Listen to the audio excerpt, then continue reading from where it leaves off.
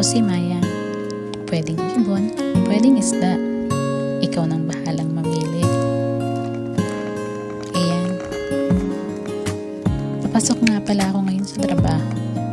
And dito nakapark yung e-bike ko. Nga pala, naninirahan na ako outside the dormitory. Yung sa harap na nakikita nyo, eskwelahan niya na malapit sa amin. Bali, 5 minutes nga lang pala ang biyahe. Nandun ka na sa mismong company. Umaalis ako ng bahay ng 7:10 ng umaga. 7:30 naman ang in namin. Dapat, 7:30 nasa loob ka na. Wala pang masyadong sasakyan yan. Maaga pa kasi. Ayun, natatanaw na yung company namin. Sobrang lapit lang, diba? Minsan nga nilalakad ko lang yan. Lalo na kapag nakulan. O kaya naman, nalobat yung e-bike. Bali ngayon, sa harap ako ng dorm, magpapa-org. Kasi may kailangan akong pirmahan.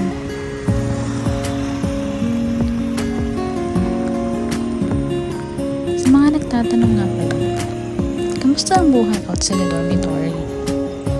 Para sa akin, masaya naman lungkot. Masaya kasi wala kang ibang makikisamahan. Malungkot kasi wala kang ibang kasama. Kumbaga, sarili mo lang. Sanay pa naman ako ng laging may kausap. Namimiss ko na ngayon mga ka-roommates ko. Kayo ba? Kamusta kayo sa mga dorm niyo? O yung mga kagaya kong nag-apartment na, kamusta kayo? Sana okay lang din kayo. Laban lang. Kumbaga, may kanya-kanya naman tayong choice. Kung saan tayo masasaya, yun ang pipiliin natin, di ba? First contract ko hanggang ngayon, bali March na lang pala ako lumabas ng dormitory. Naka-apartment talaga ako. Ngayon ko lang talaga na-try kung ano ang buhay sa labas. Sa labas ng dormitory. So, malapit na tayong makarating. Malapit na rin matapos yung video natin. Ingat na lang sa lahat. Enjoy life here in Taiwan.